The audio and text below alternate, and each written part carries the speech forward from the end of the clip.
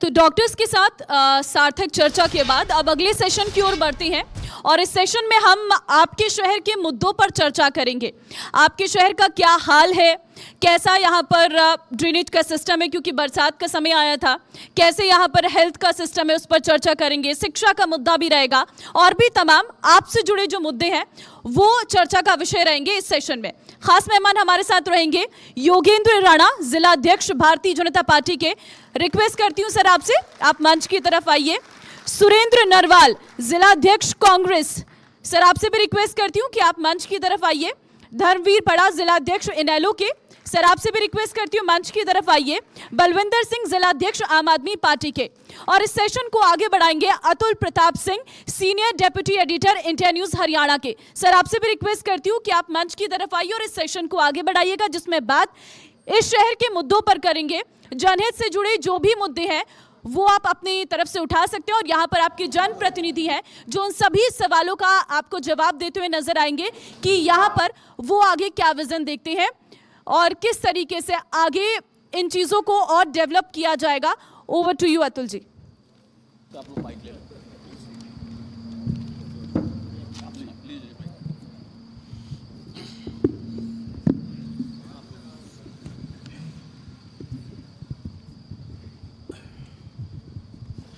बहुत शुक्रिया ममता।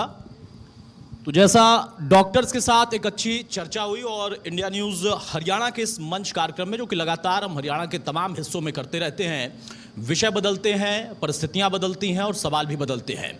जब हम करनाल में हैं और उस दौर में जब बाढ़ की स्थिति से पूरा हरियाणा और कई अन्य प्रदेश उनके हिस्से भी प्रभावित हैं, उस बीच में बहुत कुछ करने की कोशिश भी है और करनाल को लेकर भी ऐसा था कि क्या यहाँ पर भी वैसी परिस्थिति बन सकती है। हालांकि उससे कोसों दूर है, लेकिन चुनौतियाँ अपने आप में हैं और वो चुनौती सिर्फ सीजनल नहीं होती हैं, साल दर साल बढ़ती चली जाती हैं। योगेंद्र राणा साहब, शुरुआत चूंकि मैं आपसे ही करूंगा, सरकार से आप जुड़े हुए हैं सीधे क्योंकि आपकी पार्टी सत्ता में है। जिलाध्यक्ष के तौर पर शहर को आप कैसे देख रहे हैं? किस स्थिति में शहर है, कितना विकास और कितना और गति उसे चाहिए? सबसे पहले तो मैं इंडिया न्यूज़ हरियाणा का आज के इस आयोजन के लिए धन्यवाद करता हूं। जैसे आपने शहर की बात की है, आप जानते हैं कि माननीय मुख्यमंत्री जी पिछले 8.5 साल से यहाँ करनाल से विधायक हैं जी, और जिस प्रकार से पिछले 8 साल में उन्होंने केवल करनाल में ही नहीं पूरे हरियाणा में 90 की 90 विधानसभाओं में जिस प्रकार से समान विकास करा है वो अपने आप में काबिले तारीफ है। और यहाँ भी हम सभी यहाँ करनाल के वासी बैठे हैं, हम सब भली भांति जानते हैं कि 8.5 साल पहले जो करनाल की डेवलपमेंट थी और अब पिछले जो अब के 8.5 साल हैं उसमें ज़मीन आसमान का फ़र्क है। यदि हम करनाल के चाहे चारों तरफ जो हमारे करनाल के अंदर जो रास्ते आते हैं सभी को 4 लाइन किया गया है, सभी में लाइट की व्यवस्था है। हमारे जिस ऑडिटोरियम में हम यहाँ बैठे हैं ये ऑडिटोरियम भी माननीय मुख्यमंत्री जी के हरियाणा सरकार की ही देन है और सामने कल्पना चावला मेडिकल कॉलेज है वो इसी अंतराल में बना है और पंडित दीनदयाल उपाध्याय यूनिवर्सिटी कुटेल के अंदर बनने जा रही है जी। ऐसे ही हमारी एक बागवानी यूनिवर्सिटी महाराणा प्रताप के वहाँ पे अंजन थली में बनने जा रही है और ऐसे बहुत से डेवलपमेंट के कार्य हुए हैं। पश्चिमी बाईपास यहाँ बना है, अभी पूर्वी बाईपास के लिए नितिन गडकरी जी ने, माननीय मुख्यमंत्री मनोहर लाल जी ने अभी कुछ ही दिन पहले उसका शिलान्यास किया है। और जिस प्रकार से हम देखते हैं कि जो भी शहर में जिस प्रकार से चाहे आप मेडिकल फैसिलिटी की बात करें, शिक्षा के क्षेत्र की बात करें, हर क्षेत्र में कहीं ना कहीं करनाल अग्रिम पंक्ति में खड़ा हुआ है। भाई सहमत है आप लोग?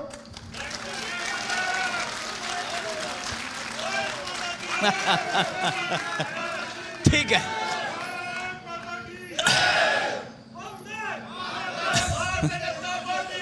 ठीक है।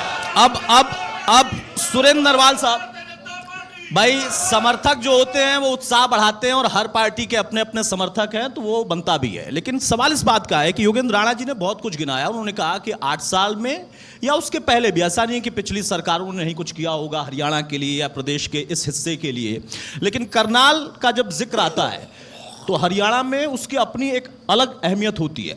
आप सहमत हैं कि हाँ, आपकी सरकार के बाद इनकी सरकार में भी, और चूंकि सीएम सिटी के तौर पे जाना जाता है, तो वो गति जो आप लोगों ने देने की कोशिश की उसको और रफ्तार इन्होंने दी, या गति आप धीमा मानते हैं? जी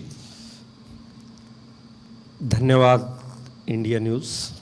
बहुत अच्छी बात है कि आज एक लंबे अरसे के बाद कम से कम मीडिया ने इस बात का संज्ञान लिया कि करनाल के लोगों की प्रॉब्लम्स को उठाया जाए, करनाल में क्या हुआ उसके बारे में बोला जाए। हमारे भारतीय जनता पार्टी के जिलाध्यक्ष ने सिलसिलेवार सरकार के कामों की तारीफ करी। मेरा मानना ये है कि 10 साल का पीरियड मिला भारतीय जनता पार्टी को, जिसमें से 8.5 साल के लगभग माननीय मुख्यमंत्री हमारे करनाल के विधायक भी हैं और इस प्रदेश के मुख्यमंत्री भी हैं। सबसे पहले मैं बात करूंगा कल्पना चावला मेडिकल कॉलेज की बात की। इस कॉलेज को हमारे कांग्रेस पार्टी के तत्कालीन मुख्यमंत्री चोई भूपेंद्र सिंह हुड्डा ने 649 करोड़ की लागत से बनाया था। आज इस मेडिकल कॉलेज की ये दुर्दशा कर दी है भारतीय जनता पार्टी ने कि इसके अंदर न तो कोई डॉक्टर है, न किसी प्रकार का इलाज है और न किसी प्रकार की दवाई है। ये केवल रेफर करने का एक हॉस्पिटल बन चुका है। मेडिकल कॉलेज के अंदर जिस प्रकार की सुविधाएं होनी चाहिए थी, और या जब करनाल को विधायक मुख्यमंत्री के रूप में मिला तो करनाल जिले का जो ये मेडिकल कॉलेज है ये तो कम से कम एम्स के लेवल का बनना चाहिए था, ऐसे करनाल के लोगों को अपेक्षा थी, लेकिन ये नहीं बना। देखिए करनाल के अंदर यदि आप नोट करेंगे, करनाल के अंदर आप यदि स्टडी करेंगे, मैं वोट के ऊपर नहीं बोलूँगा, मैं बोलूँगा आबादी के ऊपर। 1000 की आबादी के पीछे एक कैंसर से मौत होती है। यहाँ पे कैंसर के लिए एक भी डॉक्टर नहीं है। करनाल के लोगों को कैंसर के इलाज के लिए या तो चंडीगढ़ जाना पड़ता है, या दिल्ली जाना पड़ता है, या इनको रोहतक जाना पड़ता है। कितना तकलीफ का कारण होता है। यहाँ पे हार्ट के पेशेंट के लिए किसी प्रकार का कुछ भी, कोई भी न डॉक्टर है न कोई इलाज है। इसके लिए भी बाहर जाना पड़ता है और बाहर महंगे पैसे दे करके इलाज करवाना पड़ता है, और बहुत सारे पेशेंट तो जाते जाते उनकी डेड बॉडीज वापस आती हैं। तीसरी चीज़ कि जब डॉक्टर ही नहीं होगा अस्पताल में तो इलाज किस चीज़ से होगा। जब इतने दिन से ये हॉस्पिटल बना हुआ है और मुख्यमंत्री का गृह क्षेत्र है और वहाँ पे भी डॉक्टर ना हो और लोगों का समुचित इलाज ना हो, तो ये कितनी बुरी बात है। तो मेरा मानना ये है जी कि हमारे यहाँ पे कोई भी काम जिस तरीके से होना चाहिए था वो उस तरीके से नहीं हुआ, चाहे वो विकास की बात हो, चाहे यहाँ पे एजुकेशन की बात ये हो। सिर्फ विरोध करने के लिए है, वाकई आप मानते हैं? इसका मैं जवाब विरोध ले लूंगा अभी। देखिए मैं विरोध नहीं करूँगा। हाँ। मैं धन्यवाद करता हूँ इस बात के लिए कि करनाल को मुख्यमंत्री मिला, लेकिन जब हम दूसरे मुख्यमंत्रियों से जो दूसरे क्षेत्र से बने, जब उनकी तुलना हम करनाल के हमारे मुख्यमंत्री से करते हैं, तो करनाल हर तरीके से विकास की बात हो, एजुकेशन की बात हो, स्वास्थ्य की बात हो, कानून व्यवस्था की बात हो, चाहे युवाओं को रोजगार की बात हो, चाहे किसानों को उनकी फसलों के मूल्य मिलने की बात हो, चाहे नहरों की बात हो, चाहे बिजली की बात हो, सड़कों की बात हो, हर तरीके से करनाल लेकिन इसका जवाब बीजेपी ये देती है कि पिछले जो मुख्यमंत्री थे जिनका आप जिक्र कर रहे हैं, तो उनका फोकस पॉइंट रहता था रोहतक या फिर गुड़गांव, और जो इस वक्त मुख्यमंत्री हैं वो पूरे हरियाणा के लिए सोचते हैं, सिर्फ अपनी सिटी के लिए नहीं सोचते हैं। एक बहुत छोटा सा काउंटर, उसके बाद आगे बढ़ूंगा मैं। देखिए अच्छा बोलिए जल्दी से। मैं इसके बारे में जो भूपेंद्र सिंह हुड्डा के कार्यकाल में ही ये मेडिकल कॉलेज बना था, उन्हीं के कार्यकाल के अंदर ही हमारे असंध के अंदर शुगर मिल बना। तो हम ये कैसे कह सकते हैं कि उन्होंने केवल एक ही क्षेत्र के अंदर काम किया, दूसरे में नहीं किया? देखिए, मैं श्रीमान सुरेंद्र जी को ये बात बता देना चाहता हूँ, सारे करनाल की हमारी जनता यह गवाह है कि ये मेडिकल कॉलेज बनना शुरू जरूर हुआ था हुड्डा जी के राज में, लेकिन वो बन नहीं पाया था, वो अधूरा पड़ा रहा था। वो केवल और केवल माननीय मुख्यमंत्री मनोहर लाल जी के आने के बाद उसका काम शुरू हुआ और वो बना। और जिस प्रकार लेकिन वहाँ डॉक्टर नहीं है ना, वो समान कह रहे हैं। विकास की बात जैसे मैंने पहले कही, सुरेंद्र जी ने कहा कि हुड्डा जी ने रोहतक को चमकाया, मैंने ये बात कही है कि माननीय मुख्यमंत्री जी हमारे जो हरियाणा की 2.5 करोड़ जनता को अपना परिवार समझते हैं, पूरे प्रदेश को अपना परिवार समझते हैं। और अभी भी माननीय मुख्यमंत्री जी ने 25-25 करोड़ हर विधायक को, 90 के 90 विधायकों को सड़कों के विकास के लिए धर्मवीर पाड़ा जी, उन्होंने कभी भी। वरिष्ठ व्यक्ति आप, बीजेपी को सुन लिया आपने, कांग्रेस को आपने सुन लिया, करनाल को लेकर जब जिक्र होता है तो इनेलो उसको कैसे देख रही है? 10 साल हुड्डा साहब का, अब इनका भी कंप्लीट हो रहा, तो वहां पर विकास के जो आयाम आप लोगों के दौर में गढ़े गए थे और फिर वो सतत प्रक्रिया है कि आगे जैसे जैसे समय बदलता है तो परिस्थितियां बदलती हैं, जरूरतें बदलती हैं, क्या वो जरूरतें पूरी हुई शहर की? मैं सबसे पहले तो इंडिया न्यूज़ हरियाणा का धन्यवाद करूंगा और इस बात का धन्यवाद भी करूंगा कि जनता तो मूक बनी हुई थी, आपने बोलने का मौका दिया, सुनने का मौका दिया। मेरे वरिष्ठ साथी हैं, दोनों जिलाध्यक्ष हैं, सीनियर साथी हैं, सम्मानित हैं, आपने अपनी पीठ थपथपाने का काम किया, जबकि वस्तु स्थिति और असलियत इसके बिल्कुल विपरीत है।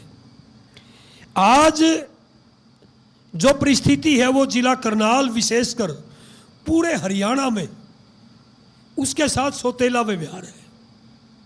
2005 से 2014 तक कांग्रेस की सरकार रही और उसके कुठाराघातों से परेशान होकर के जनता ने बीजेपी की सरकार को चुन लिया, मजबूरी बस।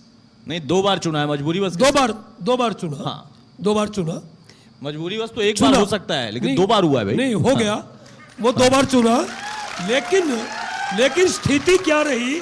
आज जिला करनाल अनाथ है। हमें यह उम्मीद थी कि करनाल का मुख्यमंत्री बना है और वह कुछ अच्छा करेगा, लेकिन स्थिति उससे विपरीत है। आज जिला करनाल अनाथ की तरह है। आज जितनी, जैसे बात कही नरवाल साहब ने कहा कि भूपेंद्र सिंह हुड्डा के समय कल्पना चावला का काम शुरू हुआ, जबकि असलियत ये है 2003 में डॉक्टर कल्पना चावला का देहांत हुआ था और 2003 में जस्ट चौधरी ओम प्रकाश चौटाला जी ने यहाँ पर आकर के उनकी स्मृति में एक बहुत बड़ा हॉस्पिटल एम्स के लेवल का बनने का एक सपना लिया और यहाँ आधारशिला उसकी रखी और घोषणा की। लेकिन दुर्भाग्य है, उन बातों को आज लगभग 19 साल हो चुके हैं, आज तक कल्पना चावला मेडिकल कॉलेज में कैंसर का और कैथ का ऑपरेशन तो दूर की बात है, वहाँ अल्ट्रासाउंड की मशीन तक नहीं है। मरीजों को रेफर किया जाता है प्राइवेट हॉस्पिटलों में, आज एमआरआई के लिए रेफर किया जाता है। आज केवल कल्पना चावला मेडिकल कॉलेज और सरकारी हॉस्पिटल केवल रेफर के लिए है, वह इलाज के लिए नहीं है। तो क्या करनाल की सबसे बड़ी समस्या है? क्योंकि आप भी इस बात को कह रहे हैं, कांग्रेस भी ये बात कह रही है। अभी जो डॉक्टर बैठे थे जी, वो सीमित साधनों में उनका सारा इलाज होता है, लेकिन इतनी असीमित व्यवस्था जिसके पास है, हरियाणा सरकार के पास, वहाँ कोई साधन नहीं है। सभी पीजीआई रोहतक और पीजीआई चंडीगढ़ में रेफर किए जाते हैं। ये दुर्भाग्य है। दूसरी बात, जो बात और की गई, यहाँ रोजगार के लिए त्राही करता है नौजवान। आज करनाल जिले का हर नौजवान जो पढ़ाई करता था, आज वो सारे के सारे आईलाइट्स करके विदेशों में, और वो 2 नंबर में वो डंकी पर उससे वो आज विदेशों में पलायन करने पर मजबूर है। इससे बड़ा दुर्भाग्य कोई हो नहीं सकता। तीसरी बात, जो ये आज बाढ़ की स्थिति है, माना कि नेचुरल एक ठीक है, आपदा है। आपदा हाँ, है। ठीक है। लेकिन ये इसके पीछे बड़ा अव्यवस्था, सरकार की अव्यवस्था भी है जिसकी मार आज झेल रही है।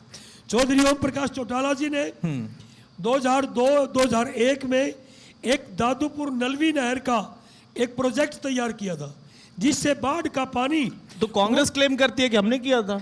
नहीं, वो चौधरी ओम प्रकाश चौटाला ने, वो रिकॉर्ड की बात है। वो क्लेम कोई भी कर सकता है। मेरे कहने की कोई आवश्यकता नहीं है, वो रिकॉर्ड की बात है। वो सपना, वो विजन चौधरी ओम प्रकाश चौटाला जी का था। जमीन एक्वायर कर ली गई थी और जिसको बाढ़ का पानी, जिसको खींच करके जींद, हिसार और आगे तक भिवाड़ी तक लेके जाना था। आज बीजेपी की सरकार ने, जिसकी हमें उम्मीद थी कि मनोहर लाल खट्टर करनाल की बात सुनेंगे, लेकिन दुर्भाग्य, करनाल की बात सुनना तो दूर, जो प्रोजेक्ट हमारे नेताओं ने शुरू किए थे उनको भी खत्म कर दिया। जहां तक बात रही पश्चिमी बाईपास की, जी, पश्चिमी बाईपास की मैं आपके संज्ञान के लिए कहूं, दिल्ली से लेकर के उचाना लेक तक पश्चिमी यमुना नहर के साथ साथ एक रोड का करना था। 2005 में हमारी सरकार चली गई, 4 के लास्ट में मुणक तक बना था। मुणक से लेकर उचाना तक अधूरा था। आज मुश्किल से कुछ टुकड़ा उसका बना है, वो भी जहां बाईपास चाहिए थे वहां अंडरपास बना दिया, जिसमें आज 8-8 फुट पानी हो जाता है। जबकि करनाल को सबसे ज्यादा जरूरत आज पश्चिमी बाईपास की जरूरत है। जो हमारा वो था, प्लानिंग थी, उसको चिड़ाव मोड़ से शुरू करके ना कांग्रेस ने उसको टच किया, ना बीजेपी ने। हाँ। कांग्रेस ने जहां जिला करनाल के साथ उपेक्षा का व्यवहार किया, उससे कहीं ज्यादा आज के मुख्यमंत्री, जो यहाँ के न केवल प्रदेश के मुख्यमंत्री हैं, अभी तो यहाँ के अब इसका जवाब नरवाल साहब भी क्या देंगे और राणा साहब भी क्या देंगे। बहरहाल अब सर रोक रहा हूँ, छोटा कमेंट।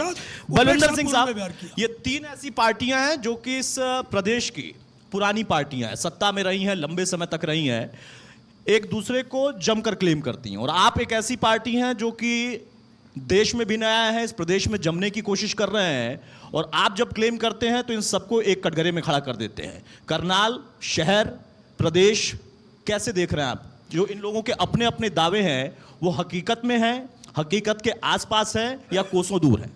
सबसे पहले इंडिया न्यूज़ हरियाणा का करनाल में स्वागत है। मैं ये कहना चाहता हूँ कि सबसे पहले हमारे बीजेपी के प्रवक्ता ने, जिलाध्यक्ष ने ये बात कही कि ये यूनिवर्सिटी बन रही है, वो यूनिवर्सिटी बन रही है, ये हॉस्पिटल बन रहा है, वो हॉस्पिटल बन रहा है। तो मैं कहता हूँ कि 9 साल के बाद भी हमें जो मरीज इलाज कराने में सक्षम प्राइवेट में नहीं है, वो मात्र रोहतक और पीजीआई पे भी डिपेंड क्यों है? 2 ही हॉस्पिटल रह गए हैं। अगर नए बने हैं तो उनमें इलाज क्यों नहीं होता? वो कहाँ गए नए? दूसरी बात यह है कि जो इन्होंने उपलब्धियां गिनवाई, उसके ऊपर मैं बताना चाहता हूँ। ये जो मंगल शयन ऑडिटोरियम इन्होंने उपलब्धि गिनवाई है, इसको आपने भी ठेके वाले हैं जो उनसे ठेका लेके यहाँ बात करी होगी, ये इसको ठेके पे दे दिया गया है। तो ये इनकी समझ लो कि नीतियों की कमजोरी के कारण यहाँ की सबसे कीमती जमीन को यहाँ पे ऑडिटोरियम बना दिया, करोड़ों रुपए खर्चे करे, और इसके नीचे कोई भी पार्किंग का प्रावधान नहीं किया गया। ये शहर की सबसे कीमती जमीन है और इनको प्राइवेट संस्थाओं को देने के लिए, प्राइवेट ठेकेदार को देने के लिए बनाया था। तो लोग जो हमारे गरीब है वो कहाँ पे जाएंगे? ये पब्लिक के नहीं है, ये प्राइवेट अपने मित्रों के लिए करोड़ों रुपए लगाए गए हैं और वो आके इसको चलाते हैं और लाभ कमा रहे हैं। पूरे शहर की जितनी भी यहाँ पे कम्युनिटी हॉल थे, सब प्राइवेट ठेकेदारों को किराए पे दे दिए हैं। अगर तो कोई इनसे दूसरा किराए पे लेता है तो उसको ये क्या करते हैं, उससे फिर ये पूरे नियम कायदे उसके ऊपर लागू करते हैं। अगर इनका कोई मित्र उन संस्थाओं को किराए पे लेता है तो वो चाहे 2 लाख ले, चाहे 3 लेगी, इनकी कोई पाबंदी नहीं है। दूसरी बात, इन्होंने कहा कि जो नहर पे इन्होंने बाईपास बनाया है, वो एक नहर के ऊपर बना दिया है, उसके ऊपर 8-8, 9-9 फुट पानी भरता है और वो नीतियों की कमी के कारण पहले इस चीज का ध्यान नहीं करा। ऊपर से पुल बांधना चाहिए था, उसके बाद जब पानी भरने लग गया, पानी निकालने का इनके पास कोई इंतजाम नहीं था। उसके बाद इन्होंने लोहे के ऊपर बड़े बड़े जंगले लगा दिए। अगर डबल ही खर्च करना था तो पहले ही पुल बना देते। दूसरी बात इन्होंने कही, कल्पना चावला हॉस्पिटल की, चाहे वो किसी ने भी बनाया है, उसमें ये जो डॉक्टर दूसरों की तो बहुत दूर की बात है। अगर किसी बच्चे का एक्सीडेंट होता है, सबसे पहले ये देखा जाता है कि उसको बचाया गया कैसे जा सकता है। इनके पास दिमाग का न्यूरो कोई डॉक्टर है ही नहीं। अगर है तो यहीं से कमेटी बना के भेजो, जो सजा मिली मैं भुगतने के लिए तैयार हूं। इनके पास दिल का कोई डॉक्टर है ही नहीं। कल्पना चावला में लोग तड़पते रहते हैं। जो हमारी बहनें हैं वो वहां पे बैठी रहती है, गोल चारा लगा के इंतजार करती है अल्ट्रासाउंड होगा। अल्ट्रासाउंड का इस हॉस्पिटल में कोई डॉक्टर ही नहीं है।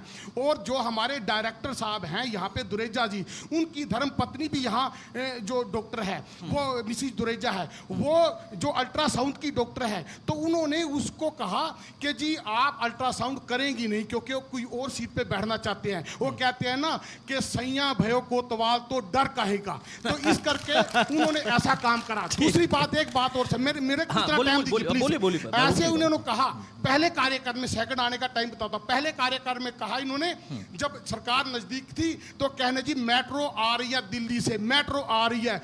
बड़ी बड़ी अखबारों में इन्होंने बोल दिया ये स्टेशन आएगा, वो स्टेशन आएगा, मधुबन तक आ रही है।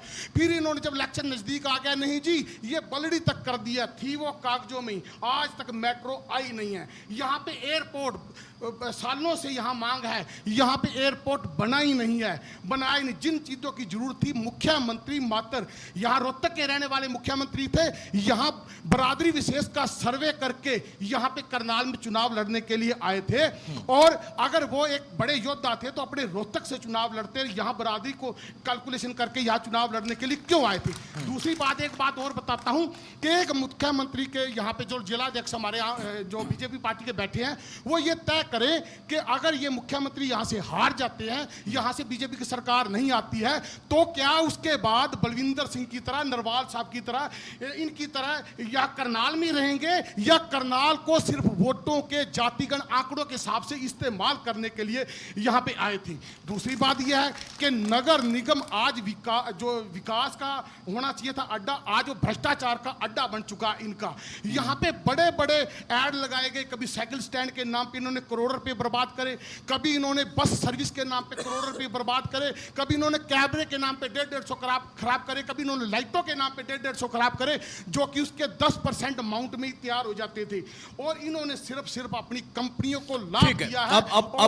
अब इसका जवाब ले लेता हूं क्योंकि समय की थोड़ी पाबंदी रहती है। लेकिन आपने बड़े बड़े मुद्दे गिनाए, उसमें एक मेट्रो का जब आपने जिक्र किया तो मुझे याद आ गया कि अभी अभी आपको सुप्रीम कोर्ट से फटकार भी लगी है। जो रैपिड प्रोजेक्ट था हरियाणा का, उसमें जो 3000 करोड़ देना था आपकी दिल्ली की सरकार को, वो पैसा नहीं दिया गया है। हालांकि वो मामला सब जुडिस है, सुप्रीम कोर्ट में है, तो उस पर हम बहुत ज्यादा नहीं जाएंगे। लेकिन अब यहां पर योगेंद्र राणा साहब आपको तीनों घेर रहे हैं, और घेरना स्वाभाविक है क्योंकि जो सत्ता पक्ष में बैठता है उसको जवाब देना ही पड़ता है, जनता के प्रति भी, विपक्ष के प्रति भी, पत्रकारों के प्रति भी, हर एक व्यक्ति को। लेकिन एक कॉमन बात जो कि तीनों लोगों ने कही है, वो अस्पताल और अस्पताल के अंदर डॉक्टर और मूलभूत सुविधाएं, सच में है क्या? देखिए, मैं आपको एक बात बता देता हूँ। अभी पिछले 2 वर्ष पहले आपने देखा कि कोविड की महामारी पूरे देश में, सारे संसार में थी। तब भी कल्पना चावला मेडिकल कॉलेज में जिस प्रकार का इलाज हुआ वो आंकड़े आपको बताएंगे। और दूसरी बात, जिस प्रकार से ये मेरे मित्र लोग कह रहे हैं कि वहाँ डॉक्टर्स नहीं हैं, 3000 प्लस ओपीडी वहाँ डेली होती है, लोगों का 3000 प्लस का इलाज हर रोज होता है वहाँ पर। ऐसा नहीं है डॉक्टर्स नहीं है, डॉक्टर है तो उनका नाम बताया जाए, डॉक्टर हैं तो उनका नाम बताया जाए, पद सहित उनका नाम बताया जाए। मेरे को बोलने दो ना, जब आपकी बारी आ गई आप तब बोलना। जल्दी से।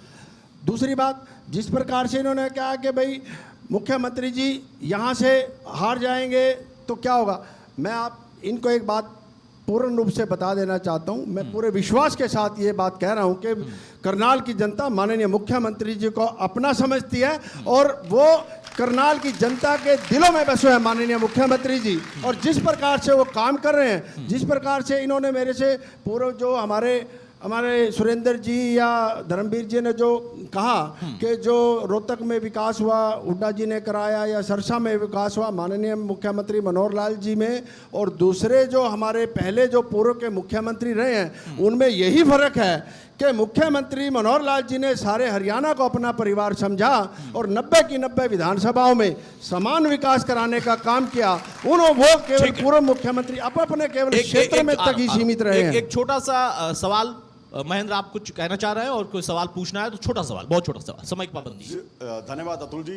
कि जिस तरह से राजनीतिक मंच पे अलग अलग पार्टियों के दावे हैं, लेकिन जनता इनसे कितना इत्तेफाक रखती है, क्या कुछ इनके दावों की हकीकत है, तो जानना चाह रहे थे कि जो लोग यहाँ पर आए हैं वो क्या राय रखते हैं, उनके क्या सवाल है इस मुद्दे पर, उनसे जान लेते हैं। जी, क्या नाम है आपका?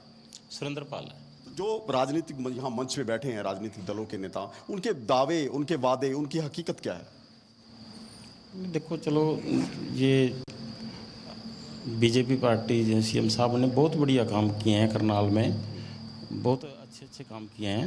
नहीं, ये तो सवाल नहीं हुआ, ये तो जवाब हो गया। बढ़िया काम किए तो किए, अच्छी बात है। नहीं वो तो सवाल चलो तो बिल्कुल देखिए, सवाल छोटा सा करेंगे, जरूर छोटा सा सवाल करेंगे। क्या नाम है आपका? राजेश कंबोज, हल्का इंद्री। सर, मैं बीजेपी पार्टी से जो है ना ये सवाल करना चाहता हूँ। अभी फ्लड की वजह से हमारा हल्का इंद्री जो है ना बुरी तरह से प्रभावित हुआ है, लेकिन हमारे मुख्यमंत्री जी अभी तक हमारे हल्के का हालचाल पूछने भी नहीं पहुंचे। तो बिल्कुल ये वाजिब सवाल है, क्योंकि जिस तरह से स्थिति बनी हुई है घरौंडा और इंद्री विधानसभा में, बाढ़ की स्थिति है, तो क्या कुछ कर रही है सरकार? मैं बताना चाहूँगा कि माननीय मुख्यमंत्री जी ने वहाँ हवाई सर्वेक्षण किया है, और हमारे विधायक जी, हमारे जनप्रतिनिधि शुरू से ही, पहले दिन से ही उनके बीच में है। मैं भी लगातार 3 दिन वहाँ गया, हमारे मंडल अध्यक्ष, हमारे भाजपा के कार्यकर्ता बैठे हैं, निरंतर वो प्रयास जारी है, प्रयास जारी है। घरौंडा में भी हमारे विधायक वहाँ लगातार, डॉक्टर्स की समस्या, हॉस्पिटल की समस्या आपने बताई, और उसमें मैं देखूंगा कि बाकी लोगों ने भी आपका साथ दिया। एक मिनट हो गया में हमेशा मैं समझ गया, प्रयास जारी है। सरकार हवाई सर्वे करती है, हवाई काम करती है, इंफ्रास्ट्रक्चर को लेकर क्या स्थिति है शहर की? छोटा जवाब। मैं आपसे 2 मिनट लूंगा जी जी, क्योंकि आज आप आए हैं तो करनाल की समस्याओं के बारे में ठीक जानने, है, और उम्मीद करूंगा कि सरकार इनके ऊपर ध्यान भी देंगी। देखिए, करनाल का इंफ्रास्ट्रक्चर वो बुरी तरह चरमाया हुआ है। यहाँ करप्शन इतना ज़्यादा है जिसका कुछ अंत नहीं। हमारे बलविंदर जी पार्षद हैं, यही बतला सकते हैं कि इन्होंने कितने अधिकारियों को करप्शन में पकड़वाया, और खुद क्योंकि ये करप्शन के खिलाफ आवाज़ उठा रहे थे, इनको भी अंदर कर दिया। स्वयं मेरे ऊपर भी मुकदमे दर्ज हैं, क्योंकि जो सरकार ने कोई काम ही नहीं किया, फीते काटने का काम कर रही थी, तो मेरे ऊपर भी मुकदमा दर्ज है। पिछले 7 साल से मैं भी कोर्ट की तारीखें कुछ साथियों के साथ भुगत रहा हूँ। करनाल के अंदर जाम की स्थिति है।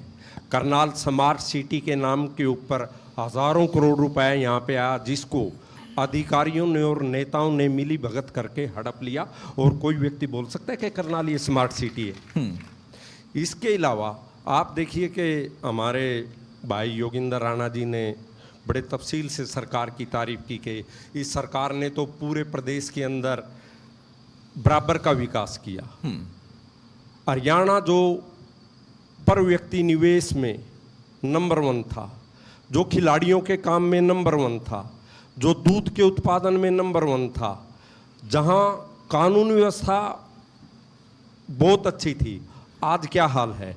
हमारे यहाँ पे ही 13 महीने किसान सड़कों पे पड़ा रहा। करनाल टोल के ऊपर कितने किसानों के ऊपर, निहत्थों के ऊपर लाठियां बरसाई गई। बीजेपी ने वादा किया था कि एमएसपी के ऊपर के हम इसको कानून का रूप बनाएंगे।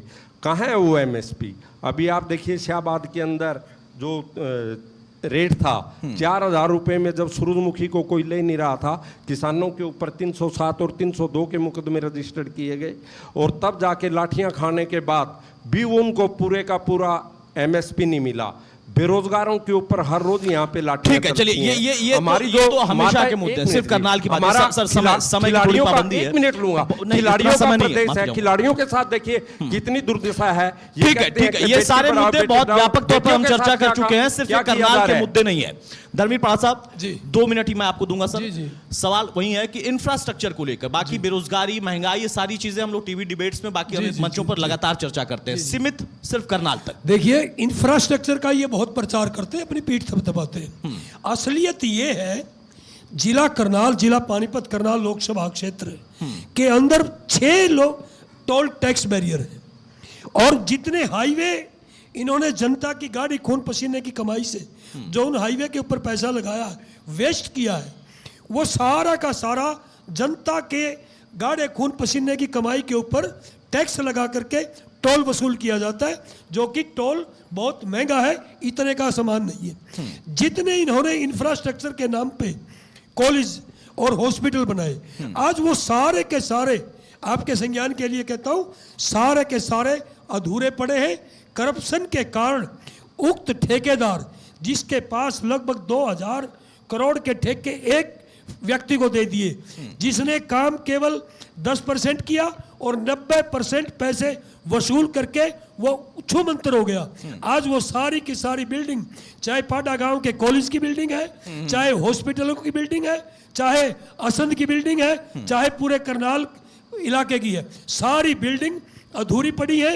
उसने बिल्डिंग एक छत बनाई और 4 छतों की पेमेंट ले गया। ये सारी मिली भगत है। ठीक है। जहां तक स्कूल अब की सर, बात है, माफी चाहूंगा, बिल्कुल, हम लोग लाइव बैठे, बिल्कुल समय टीचर बलविंदर नहीं सिंह है, साहब, एक कहीं मिनट, हॉस्पिटल सर, नहीं मैं है, कहता हूं, कहीं सिर्फ बच्चे नहीं है, मैं कहीं कहता हूं, विकास सर, नहीं है। ये कहते हैं विकास किया है। कौन सा थर्मल प्लांट है जिनकी इन्होंने बिजली बनानी चालू कर दी? कौन सा डैम है जिसपे पानी रोक के इन्होंने बाढ़ रोक दी?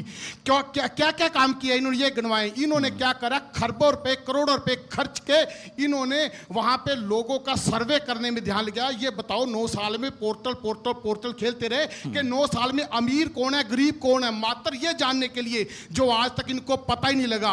कंपनियां आई, लोगों को बर्बाद करके चली गई, फैमिली आईडी के नाम पे, प्रॉपर्टी आईडी के नाम पे। मुझे ये बताएं कि कौन सा नया हॉस्पिटल बनाया है इन्होंने जिसमें जनता का इलाज चालू हो गया? ठीक है। कौन सी यूनिवर्सिटी बनाई है ये जिसमें सारे बच्चे राजनीतिक पढ़ना मुद्दे स्टार्ट हो हैं, गए लेकिन हैं? बलविंदर भाई, एक बात और करना चाहूंगा बहुत सर, संक्षेप, प्लीज बिल्कुल सर। समय नहीं, ऐसे बिल्कुल दूसरी समय बात ये मैं नहीं। करना चाहता हूं कि जब इन्होंने चार्ज लिया था 50,000 करोड़ कर्जा था, आज 3 लाख करोड़ कर्जा है। इन्होंने 10 रुपए का काम 100 रुपए में किया है। ये इनका विकास है, इनका विकास नहीं, इनका विनाश ठीक है।